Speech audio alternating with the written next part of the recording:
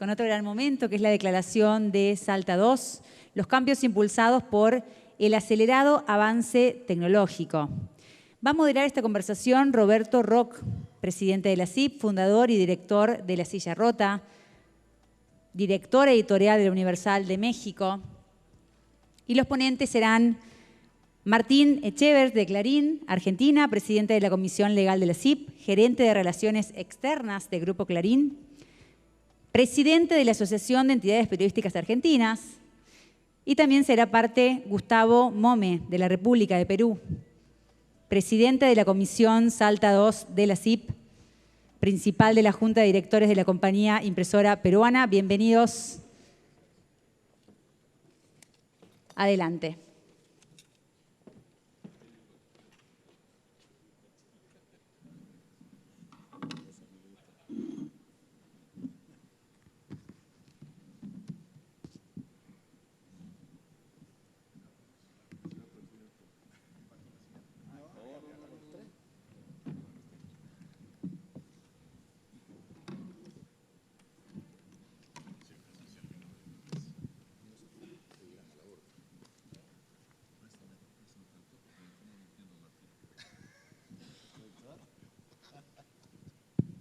Buenas tardes a todos, muchas gracias. Buenas tardes a todas, a todos nuevamente. Muchas gracias por su compañía, especialmente después del almuerzo, que la cosa se relaja un poco. Pero creo que es un tema fundamental el que vamos a abordar en este espacio. Es un esfuerzo que viene acumulándose, que viene enriqueciéndose desde hace 6 años o antes, cuando se definió la necesidad de que ante un mundo tecnológico, cultural, social tan cambiante como el que estábamos enfrentando, teníamos que tratar de trasladar un documento muy valioso, que es la Declaración de Chapultepec, al ámbito digital. Cómo se ejercen, cómo se respetan, qué implican los derechos de libertad de prensa, libertad de expresión en el mundo digital. Hace 6 años, el entonces presidente de la CIP, Gustavo Mome, que nos acompaña muy merecida y muy justamente en este panel, empezó la discusión internamente dentro de la CIP diciendo algo tenemos que hacer en esta materia. Creo que la industria tenía todavía algún nivel de ingenuidad por un lado, por otro lado veíamos el acelerado proceso de transformación de la propia industria, pero los actores relacionados con este fenómeno, las redes sociales, las plataformas tecnológicas, era un fenómeno que apenas desde adentro de la CIP estábamos discutiendo suficientemente. De tal suerte que en 2018 tuvimos Salta, una primera declaración que fue motivo de muchas discusiones internas, conversaciones con otros actores del espectro digital, y hace un poco más de un año, durante la presidencia de Michael Greenspan, se asumió la necesidad de revisitar este texto, de revisitar esta declaración, que a diferencia de Chapultepec, siempre había sido entendida como una salida de un barco que iba a tener que tener distintos postas o escalas para ir asimilando lo que vendría ocurriendo después. Nos inquietaba, sí, el tema de la inteligencia artificial, muy a la vista, pero también otros fenómenos, la relación de la industria con las plataformas tecnológicas, la distinta evolución que estaba teniendo por un lado Google, por ejemplo, ¿no? Y lo que estaba pasando con las redes sociales, que en ese momento ya Meta estaba virtualmente vetando la posibilidad de mandar tráfico hacia los medios de comunicación, había suspendido también su programa de Instant Articles, ¿no? Y se estaba comportando o se estaba configurando un patrón en ese sentido. Empezamos un poco todavía durante la presidencia Greenspan a discutir esto con la idea de incorporar tal vez lo de inteligencia artificial, y hubo una reflexión, creo yo, muy madura, subrayando que necesitábamos un poco más de tiempo. Ese tiempo se cumple ahora. Se formó un comité de trabajo donde participa, por supuesto, el presidente Mome, en su momento de la CIP, también el presidente Canaguati, que creo que fue el primer presidente que, utilizando Salta, salió al mercado a sostener discusiones, a sostener reflexiones frente a los distintos actores. En todo este proceso, Martín Echevers, que es un experto en este campo, ha sido nuestro líder en el acompañamiento de estas declaraciones, de estas tomas de postura, acompañado de algunos expertos, tanto adentro como afuera de la CIP. Ya nos dará más detalles Martín al respecto. Y en este año de reflexiones, creo que fue un acercamiento que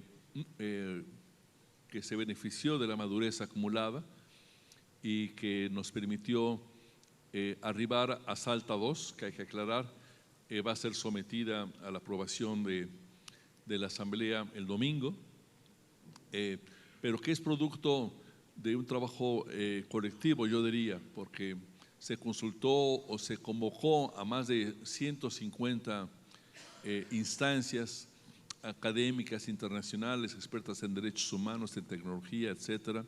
Martín sabrá también más de eso, que nos llevó a esta nueva versión que denominamos ahora Salta 2.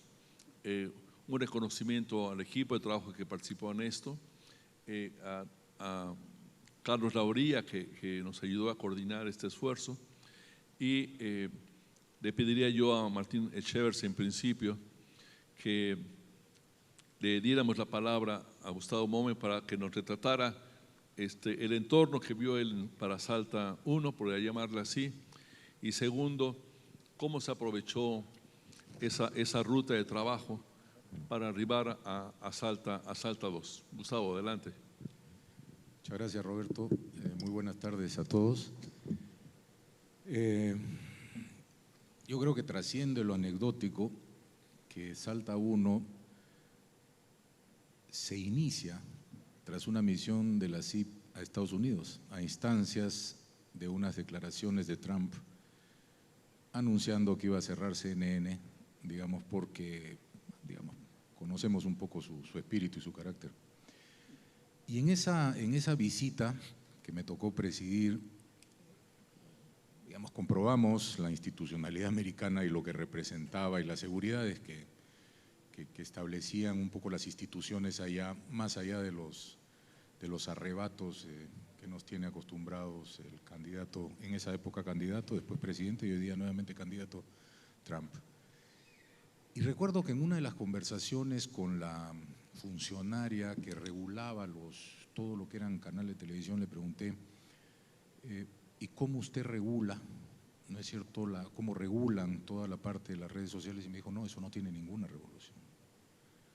Yo le preguntaba, nosotros como medio de comunicación estamos sometidos, ¿no es cierto?, a una serie… ¿Aló?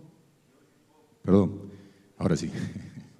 Estábamos sometidos a una serie de leyes, de rigores y que teníamos que cumplir con responsabilidad y con satisfacción, si uno quiere ejercer realmente bien el periodismo. Pero las redes sociales eran absolutamente libres, no había ningún tipo de regulación en esa época, ¿no? Entonces, regresando a la CIP, después del debate y con la tranquilidad un poco de que nuestra misión y nuestra preocupación por Estados Unidos no tenía mucho sentido, no es un país latinoamericano, surgió la preocupación de Salta. Y ahí comenzamos un poco el debate de cómo incorporar. Tengo que confesar que en aquella época, primero, la inteligencia artificial no existía, así que dense cuenta un poco cómo era esa etapa. No existía la inteligencia artificial, la neutralidad de las redes era un proceso que casi todos percibíamos como real, ¿no? Nosotros sentíamos que las redes privilegiaban ciertamente plataformas, etcétera, etcétera, en función de intereses sociales, ¿no? Después de ver lo que está pasando con Twitter o X hoy día, ya nos damos cuenta claramente que eso no es así. Hoy día, digamos, Elon Musk es capaz de manejar un medio de comunicación, porque maneja el algoritmo y claramente él selecciona lo que uno quiere ver y lo que no puede ver. Un algoritmo que además no es público, que es transparente y que él tiene control sobre él. En consecuencia, se ha convertido en una suerte de gran medio de comunicación universal, donde decide qué se publica y qué no se publica.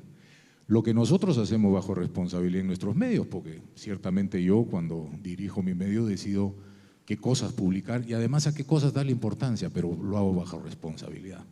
Lo hago sujeto a las leyes, lo hago sujeto al escrutinio público, lo hago sujeto a los lectores, ¿no es cierto?, y a la audiencia, pero en este caso, digamos, por una barbaridad de dinero, lo que se ha conseguido es transformar un poco el mercado, digamos, mercado no es la palabra quizás, pero sí, el escenario periodístico, el sistema periodístico.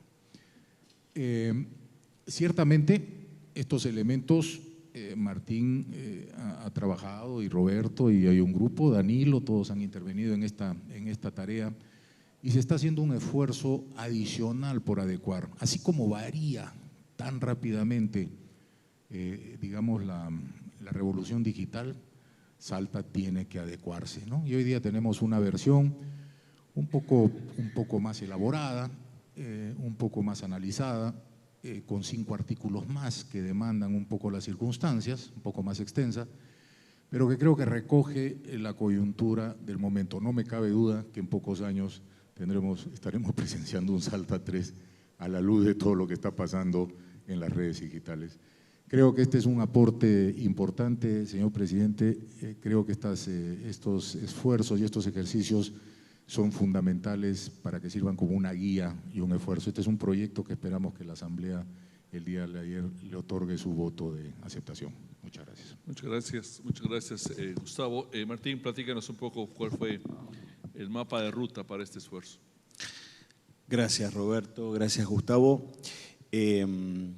Bueno, primero, una cosa que ya hemos dicho en alguna reunión anterior, recuérdense que tuvimos un panel sobre este tema en México y un poco el espíritu que guió Salta 2 se emparenta con el que guió Salta 1, obviamente, y es que se trata de una declaración que, si bien obviamente tiene como protagonistas a los medios de comunicación y a la profesión periodística, es más amplia que eso. Es una declaración que tiene que ver con la protección de la libertad de expresión en el ecosistema digital de todos los ciudadanos.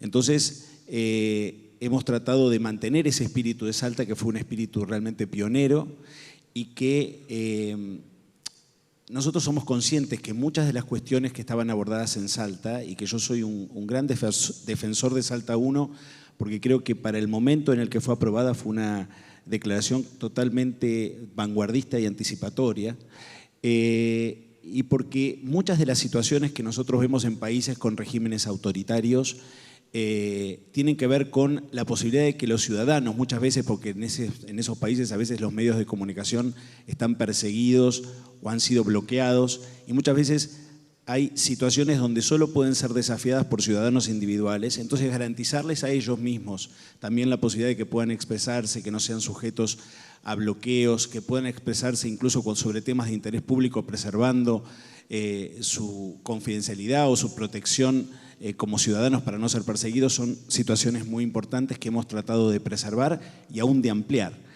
Como yo digo, en muchas cuestiones nosotros podemos tener quizás algunas diferencias de perspectivas con algunos players de la industria tecnológica, pero en muchas otras tenemos intereses comunes y perspectivas compartidas, lo hemos dicho. Ya en Salta 1 se verificaban algunas cuestiones, como puede ser el derecho al olvido, donde nosotros tenemos una mirada compartida con por lo menos parte de las plataformas más cercanas, las que tenemos diálogo permanente. Y no solo en eso, por ejemplo, hay una mirada respecto de Internet como un espacio abierto, no como una sucesión de cotos cerrados donde el usuario, digamos, no puede salir o se le dificulta salir. Bueno, esa mirada de Internet abierta es una mirada que estuvo en Salta 1 y que la profundizamos, intentamos profundizarla en Salta 2. Creemos que una Internet abierta es la mejor garantía para todos nosotros, incluso para los medios de comunicación, de poder preservar ese valor de nuestras marcas, que hoy decía Marty Baron, que quizás es la manera más genuina de sostener nuestro vínculo con la audiencia, ¿no? Esta posibilidad de que nuestro vínculo sea menos intermediario y sea más directo, bueno, eso se logra con una Internet abierta. Entonces, esta fue una de las decisiones que tomamos respecto, o por lo menos que discutimos en el grupo respecto de Salta, que debíamos mantener.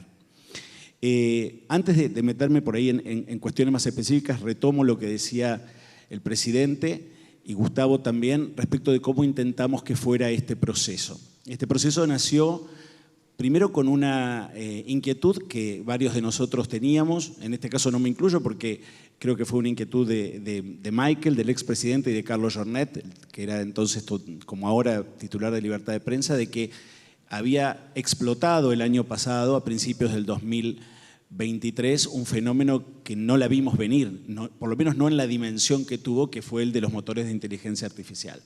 En particular de inteligencia artificial generativa, que lo que sucede es que muchas veces nosotros estamos acostumbrados a lidiar y a conversar y a dialogar, a debatir, en muchos casos a discutir con intermediarios tecnológicos, pero donde los medios obviamente eran una parte y lo que buscamos era que la manera de llegar a ese contenido que se daba muchas veces a través de los intermediarios, el beneficio directo o indirecto que los medios generábamos fuera valorado. En los motores de inteligencia artificial aparece un nuevo componente, que es que muchas veces el intermediario reemplaza al medio y da una respuesta utilizando el contenido de los medios, la información que generan los medios, la inversión que tuvieron los medios a lo largo de su historia para dar una respuesta reemplazando a los medios. Entonces era una cuestión novedosa que obviamente exigía una respuesta muy rigurosa, muy estudiada, muy firme. Intentamos darla obviamente en Salta 2. Nosotros creemos que hay un principio que ya lo hemos expresado desde la CIP y desde ADEPA, que yo también integro, en Ginebra, en la Organización Mundial de la Propiedad Intelectual, donde hemos dicho que el uso de los contenidos periodísticos por parte de los motores de inteligencia artificial generativa debe estar regido por 3 principios. El principio del consentimiento, o sea que el contenido de nuestros medios no debería ser utilizado por los motores sin nuestro consentimiento expreso. El principio de la retribución, o sea, ese uso de ese contenido debe ser retribuido de una manera que obviamente deberá ser acordada entre el motor y el generador de contenidos. Y el tercer principio es la atribución, o sea, que ese contenido que el motor de inteligencia artificial utiliza, a veces explícita o a veces implícitamente, deba atribuir la fuente de la cual tomó esa información, que generalmente, bueno, en el caso de los medios será decir de dónde la sacó y establecer un hipervínculo, un linkeo a ese contenido, que de alguna manera es una manera de reforzar el concepto de Internet abierta que veníamos defendiendo. Este paréntesis tiene que ver con, así surge la inquietud planteada por Michael y por Carlos Jornet de actualizar Salta. Cuando empezaron las discusiones dentro del comité ejecutivo de cómo hacerlo, vimos que en realidad en estos años había habido ciertas situaciones, ciertos fenómenos, cierta evolución del ecosistema digital y de las problemáticas que este ecosistema digital genera, que también iban en paralelo a la inteligencia artificial. Una cuestión expresada por Michael y por Gustavo de los algoritmos y esta situación de que se nos escapa muchas veces el funcionamiento de ellos y de alguna manera qué privilegian y cómo se van mutando permanentemente, generando una incertidumbre muy grande a la hora de plantear cómo posicionamos nuestros contenidos en el ecosistema digital. Nos parecía que, y en esto tomamos también reflexiones de las propias plataformas, en particular de una plataforma con la que debemos decir con la que tenemos más diálogo y hemos construido una relación digamos de mucho debate y de mucha presencia que es con Google. Hay que decir claramente que Google es, de todas las plataformas, es la plataforma con la cual hemos tenido más interacción, con la cual hemos podido generar proyectos de mayor valor para la CIP y para los medios, y me parece que es un tema importante ponerlo de resalto. Y la verdad es que algunas de las cuestiones que en su momento, durante estos 6 años que pasaron desde Salta 2018, hemos hablado en varias reuniones de la CIP, por ejemplo, los modelos de regulación inteligente. El propio Google ha hablado en su momento de algunos modelos con los cuales disentía y algunos modelos que le parecían más pertinentes o que por lo menos eran más racionales desde su punto de vista. Nosotros en particular hay un modelo que siempre hemos puesto de manifiesto y en valor, que es el modelo de Australia, porque nos parece que una de las cuestiones virtuosas del modelo australiano es que básicamente permite e impulsa una negociación privada entre medios y plataformas donde el rol del Estado sea absolutamente secundario o subsidiario. Digamos, cuando la negociación privada no funciona, entra a jugar. Pero cuando la negociación privada se realiza sobre prácticas justas, de buena fe, de buen entendimiento, llegas a resultados positivos, como por ejemplo en el caso de Australia, que finalmente no fue necesario aplicar el código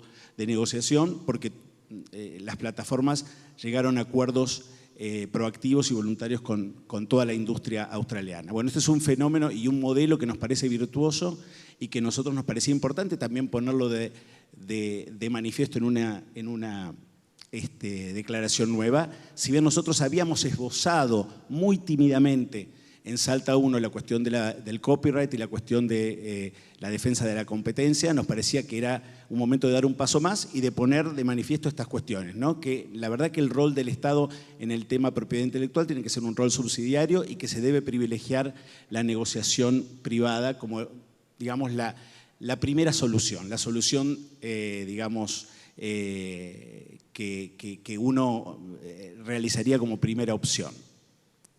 Otras cuestiones que nos parecían importantes tocar, porque también habían tenido que ver con algo que para los medios es muy importante, que es el mercado publicitario.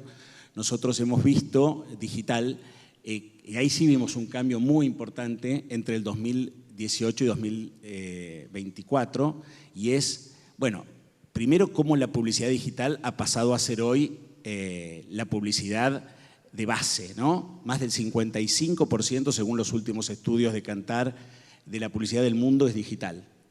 Entonces eso es un dato muy relevante que no sucedía en el 2018. Todavía en el 2018 la televisión era muy fuerte, los diarios de papel todavía tenían un peso importante en el mercado. Hoy todo eso se ha reconfigurado bastante. Y la publicidad digital hoy es más, como digo, del 55% de toda la publicidad, y dentro de ese 55% obviamente hay un porcentaje muy relevante, según los estudios más del 80%, que está concentrado en plataformas globales. Entonces nos parecía importante marcar que estas cuestiones exigen una sensibilidad muy particular al analizar este mercado, el hecho de que debe evitarse que se produzcan prácticas anticompetitivas o abusos de posición dominante, dejarlo por lo menos establecido como principio general. Cuestiones que nos parecen también relevantes a la hora de defender el periodismo profesional.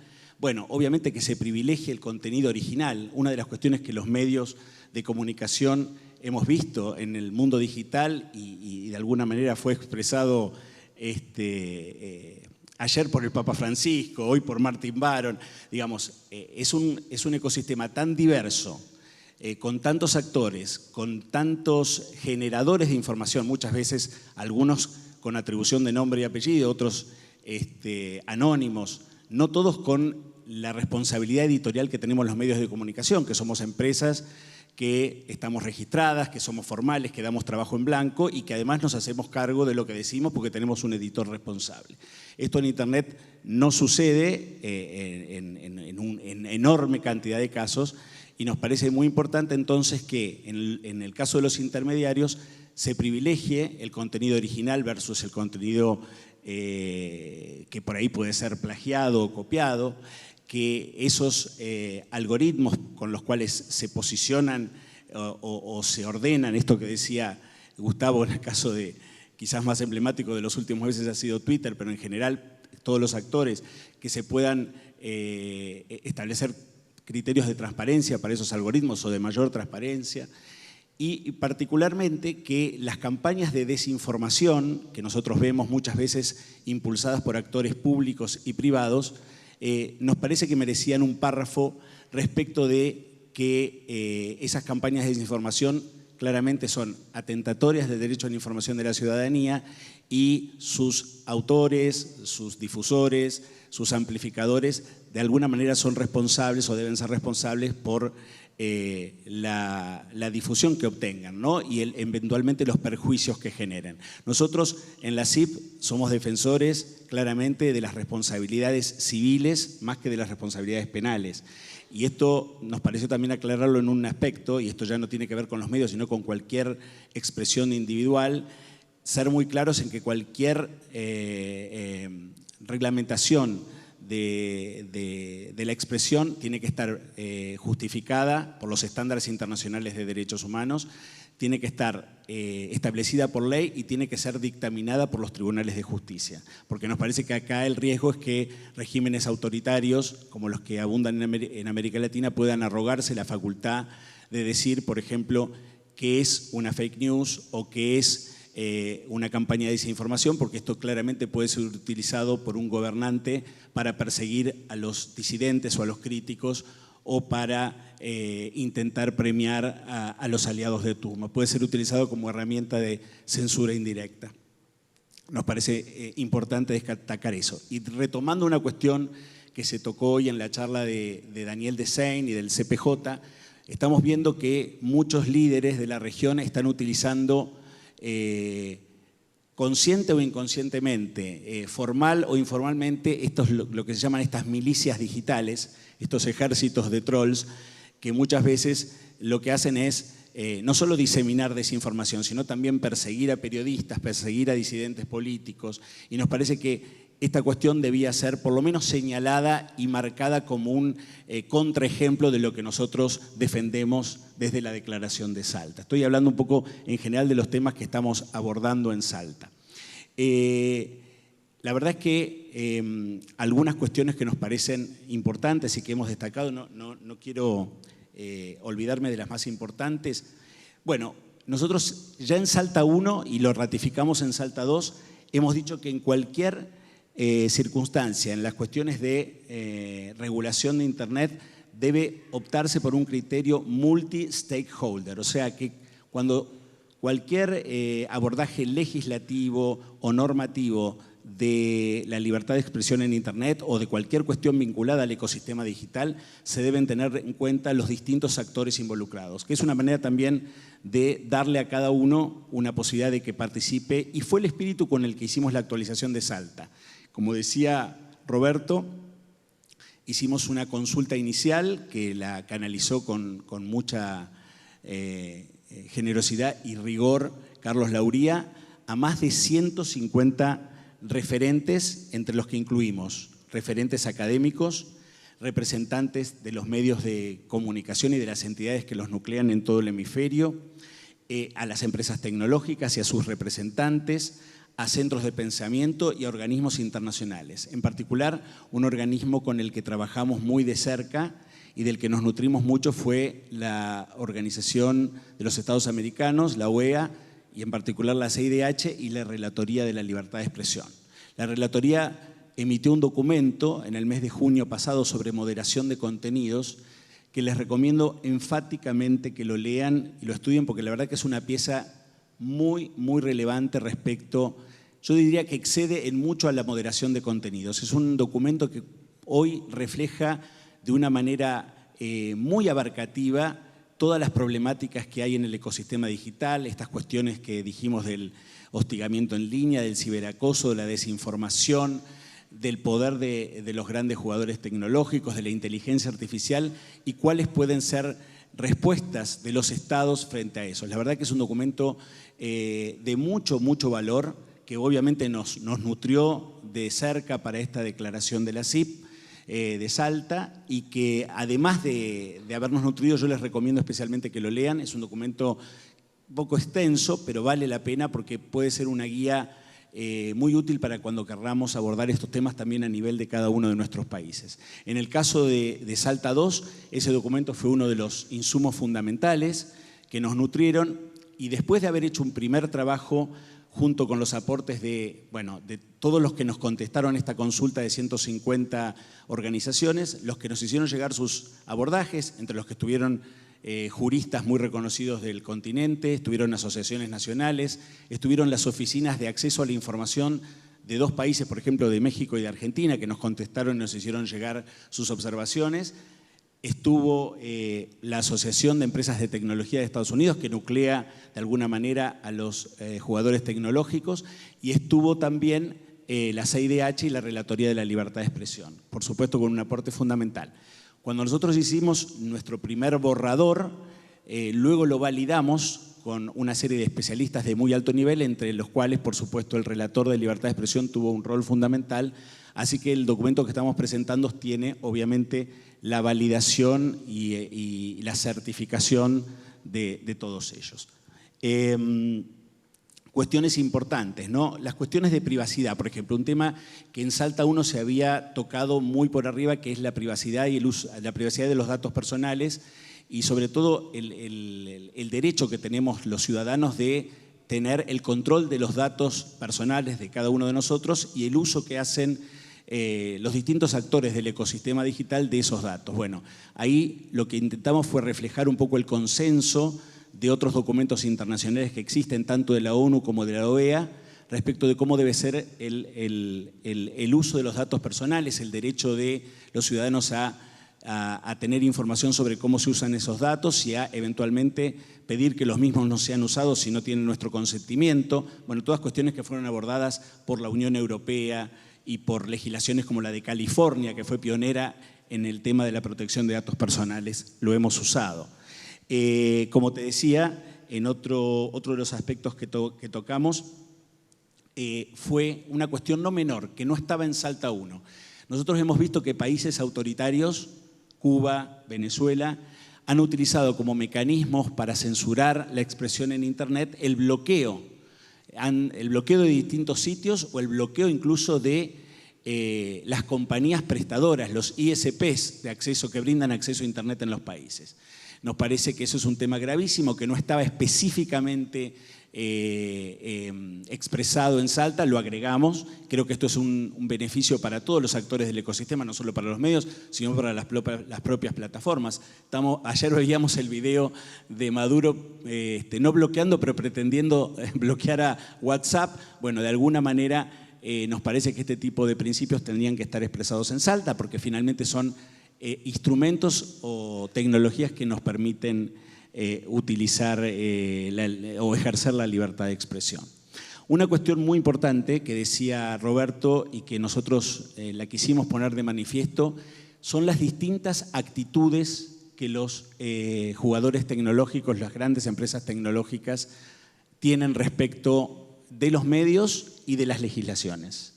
Nosotros veíamos un ejemplo que nos parece un ejemplo preocupante, es lo que pasó en Canadá con la decisión de Meta de bloquear los contenidos periodísticos porque estaba en desacuerdo con el debate de una legislación local y con la legislación que se sancionó allí. Y la verdad es que nos pareció que la actitud diferente que tienen las distintas plataformas frente a los intentos de regulación, incluso cuando son intentos de regulación inteligente, que las toman en cuenta, que las consultan, nos pareció que había que diferenciar esas actitudes, ponerlas de manifiesto. Entonces, hemos incorporado un artículo que dice claramente que cuando se intente burlar o desconocer una legislación, eso es un muy mal antecedente para la libertad de expresión. O sea, no puede ser lo mismo la actitud que tuvo una compañía como Meta que la que tuvo una como Google frente a la misma legislación, por ejemplo, en Canadá. Más allá que le puede gustar más o menos la legislación, pero una es una actitud totalmente bloqueante y además que favorece la desinformación, porque fíjense la paradoja de Canadá. Al bloquear la información de los medios periodísticos, Meta en Canadá lo que hizo fue favorecer la desinformación, porque cuando uno intenta acceder a una noticia desde las plataformas de Meta en Canadá, la página aparece bloqueada. O sea, no se puede consultar ningún medio de comunicación ni ninguna noticia canadiense emitida de una organización profesional. Pero sí, no hay ningún problema para que un político o algún individuo genere una fake news y eso sí se viralice y eso sí no sea bloqueado. O sea, la paradoja es que se bloquea la información profesional y no se bloquea la desinformación. Bueno, eso nos parecía importante también dejarlo de manifiesto en Salta. Como les decía, en el tema propiedad intelectual, en el que fuimos un paso más, fuimos un poquito más explícitos, hemos privilegiado las negociaciones privadas y hemos dejado en claro que, obviamente, el hecho de negociar una compensación por el uso de los contenidos no puede ser utilizado como transaccionalmente ni para desindexar, ni para desjerarquizar, ni para perder la relevancia que tienen los medios de comunicación, porque claramente estamos hablando de dos terrenos distintos. De un lado está el copyright, del otro lado está la obligación de los distintos actores tecnológicos de justamente cumplir su función, que es ser lo más neutrales, lo que decía Gustavo, posibles. No sé si me olvido de algún tema importante. Bueno, como dije, central, importantísimo, haber incorporado a los motores de inteligencia artificial como actores relevantes de los sujetos del ecosistema digital, y en particular hemos sido muy precisos en el artículo de la responsabilidad respecto de los contenidos subidos por terceros. Una situación diferente es cuando el intermediario actúa como intermediario, o sea, prácticamente no tiene un rol respecto de lo que es ese contenido, salvo cuando se trata de contenidos muy riesgosos potencialmente, que eso es algo que las propias plataformas asumen en sus prácticas de moderación, que son contenidos que sean, por ejemplo, la pornografía infantil, contenidos de violencia explícita, contenidos que pueden atentar contra la democracia. Esos contenidos hay una obligación de moderación que ya está establecida en varios tratados internacionales, pero dejamos en claro que es diferente la situación de los intermediarios de la de los motores de inteligencia artificial, que ahí sí, al dar una respuesta propia, por más que sea construida por algoritmos, ellos sí son responsables de los contenidos que generan, aunque se hayan alimentado de fuentes de terceros. ¿Alguna cuestión importante? Bueno, no me quiero olvidar, se mantiene el derecho al olvido, el rechazo, ¿no?, al derecho al olvido que teníamos en Salta. Reforzamos que Internet debe ser un espacio libre de violencia, cuestión que obviamente nos hermana a todos, a medios y a plataformas. La moderación de contenidos, una cuestión que no estaba demasiado explícita en Salta 1, la hemos explicitado siguiendo los estándares tanto de la OEA como de la ONU, que son los estándares que en general las plataformas valoran y a las que adhieren, ¿no?, que son cuestiones que tienen que ver con una moderación con criterios muy claros, la posibilidad de que haya un derecho de defensa. Si un usuario ha sido moderado un contenido y considera que esto es injusto, que tenga un derecho rápidamente a la queja y a que esto sea revisado por la propia plataforma. Ahí hay una jurisprudencia que ya se va construyendo, de las cuales los relatores de libertad de expresión de la ONU y de la OEA la han venido trabajando mucho. Y obviamente los criterios de autorregulación en la moderación, que son muy importantes. Me parece que con esto doy un panorama bastante general de lo que han sido las novedades de Salta 2. Creo que es un documento, como dijo tanto Roberto como Gustavo, que como Salta 1 va a estar obviamente en revisión permanente. Esperamos que las novedades en el ecosistema digital nos den un poco de tregua, por lo menos que no nos obliguen a modificarlo en 2 años, pero si es así no vamos a tener ningún problema en hacerlo, porque la verdad que lo importante en este caso es tener la flexibilidad necesaria para incorporar los nuevos fenómenos y saber que hay cuestiones centrales como los principios, que son quizás, bueno, las cuestiones en las que debemos ser coherentes y fieles al espíritu fundacional de la CIP.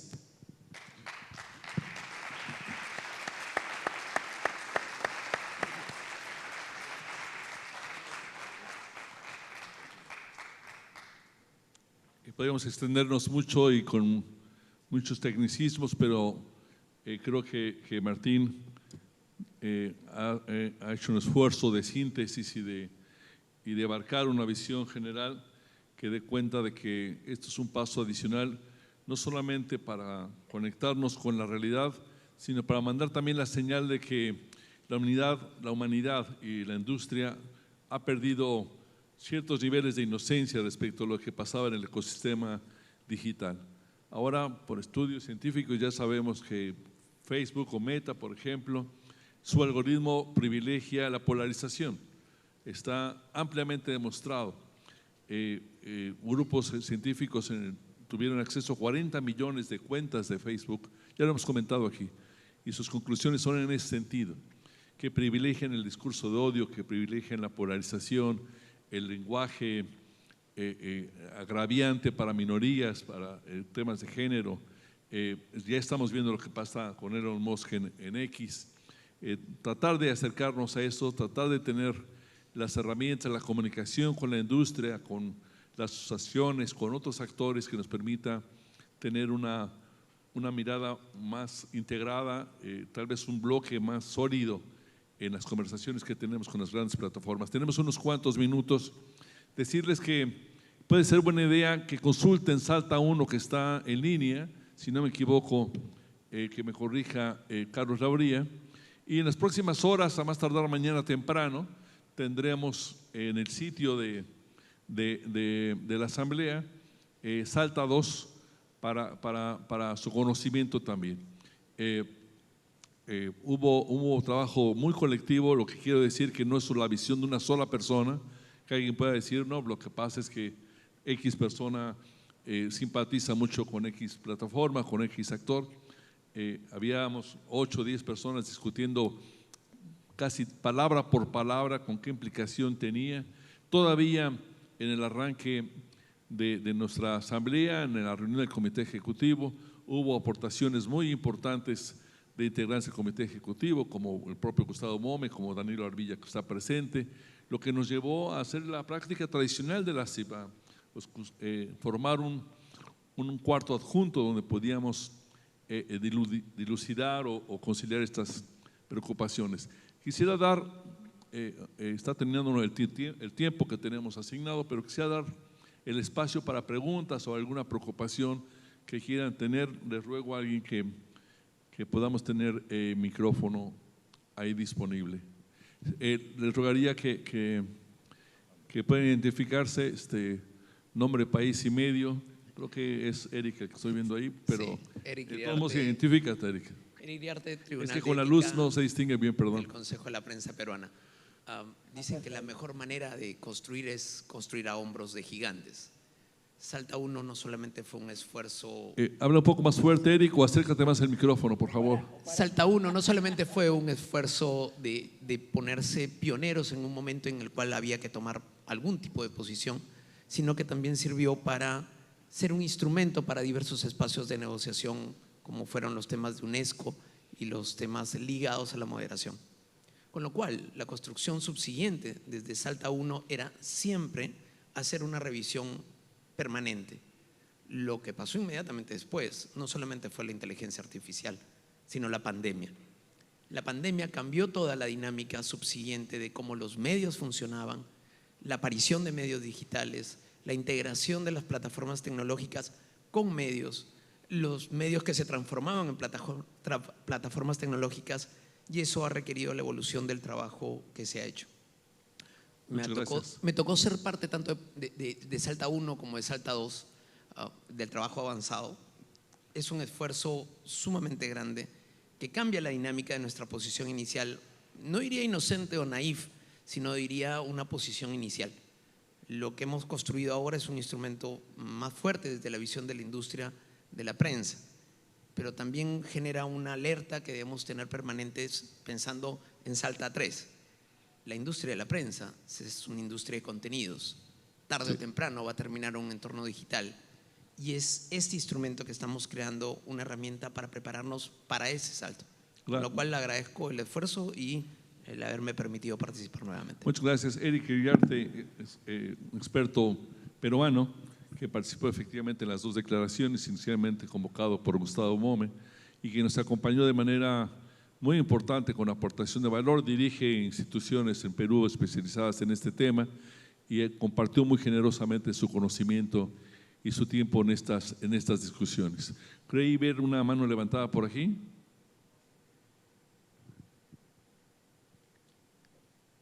Ok, pues yo creo que estaremos abiertos para cualquier consulta, especialmente cuando se publique la nueva declaración en las próximas horas y estamos a sus órdenes. Muchas gracias nuevamente.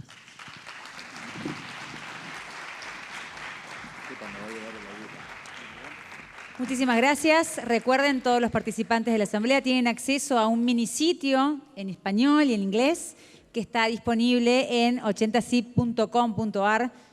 Se está actualizando de manera permanente y podrá ser consultado a lo largo de todo el evento, tanto en teléfonos móviles como tabletas y computadoras. Ahora los invitamos nuevamente a ser parte de un receso de café, un coffee break, como les guste nombrarlo, para dialogar, para distendernos un poco y luego regresar con el orden de lo planteado.